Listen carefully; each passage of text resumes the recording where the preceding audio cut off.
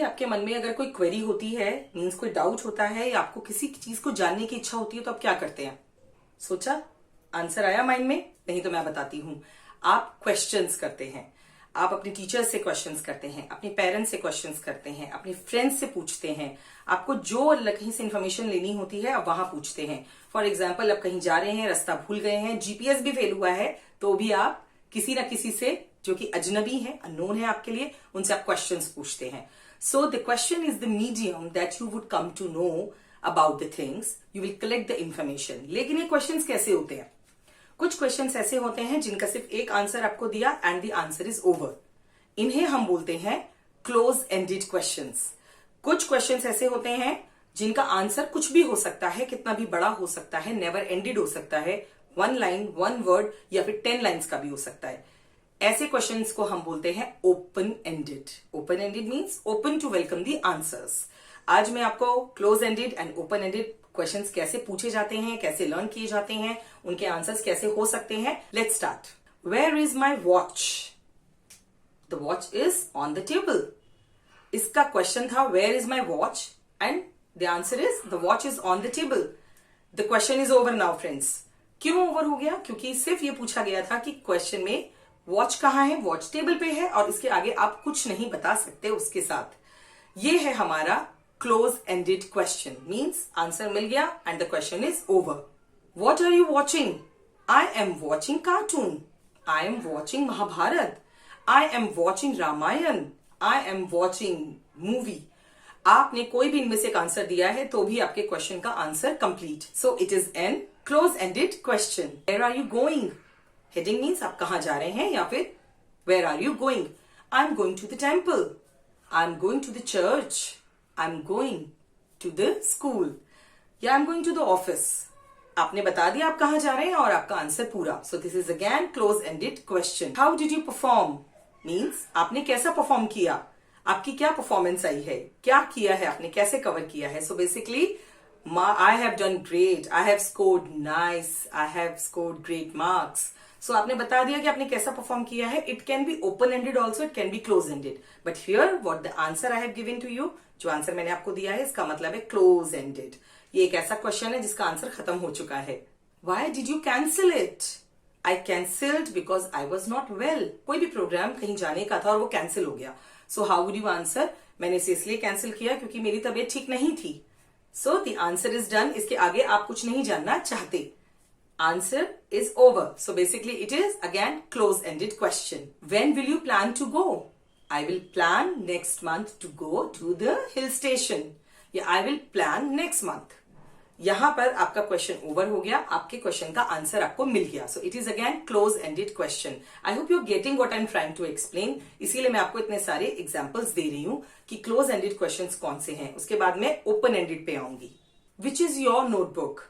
That red one is my notebook, या that green one is my notebook. आपकी notebook कौन सी है? तो जिसपे वो रेड कलर का पेपर है वो मेरी नोटबुक है, या जिसपे ग्रीन कलर का पेपर है वो मेरी नोटबुक है। Question is also over and the answer is complete in itself. Will you join me? क्या आप मेरे साथ आएंगे? Yes, of course. या no, not at all.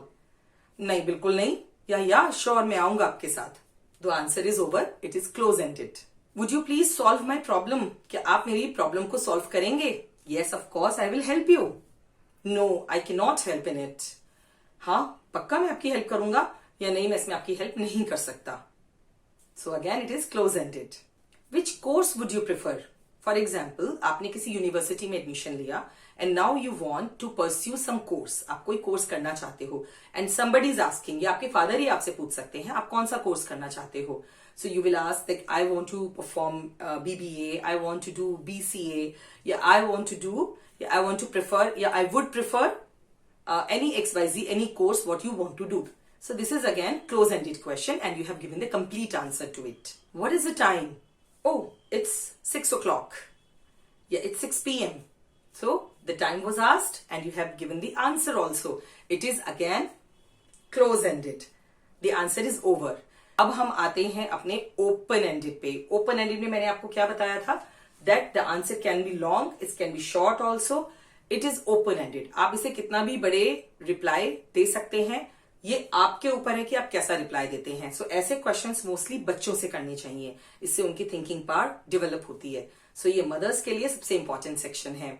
एक और बात, वाई, WHY जिस क्वेश्चन में आता है मोस्टली वो ओपन एंडेड होते हैं, उसमें आप रीजन एक्सप्लेन करते हैं। So let's begin. Have you learned?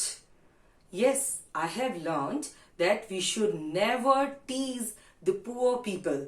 मान लो आपने कोई स्टोरी पढ़ी और उसमें से क्वेश्चन आया, आपने लर्न किया, कुछ लर्न किया, इसमें से क्या लर्न किया? सो आई हैव लर्न दैट हमें कभी भी गरीब लोगों को या मजबूर लोगों को सताना नहीं चाहिए। स्पेशली बच्चों के लिए बहुत अच्छी लर्निंग है। कई बड़े बच्चे छोटे बच्चों को स्कूल में बुली करते हैं, which is very bad thing, and उन्हें ये सिखाना बहुत जरूरी है। इसका आंसर और भी लॉन्ग हो सकता है, ये बच्चे के ऊपर है कि वो किस तरह का आंसर आपको देता है। अगर वो करेक्ट है तो आप एक्सेप्ट कर सकते हैं, उसमें ऐड कर सकते हैं। So this is an open ended question. What do you think? अगर कोई आपसे आपका ओपिनियन मांग रहा है तो आपका ओपिनियन कितना भी बड़ा और बहुत सारा हो सकता है, उसे भी हम ओपन एंडेड की क्वेश्चन की कैटेगरी में रखेंगे। For example, what do you think means आप किसी पॉलिटिकल इवेंट पर या किसी पॉलिटिकल इंस्टेंस पर किसी का फीडबैक मांगते हैं कि आपको क्या लगता है। व्हाट डू यू थिंक का मतलब होगा आपको क्या लगता है, आप क्या सोचते हैं। सो उस केस में ये आएगा, I think that this party is really doing great work and my vote should go for such party because they are actually bringing the infra development and personal growth, employment. I have seen lots of positive changes in my country.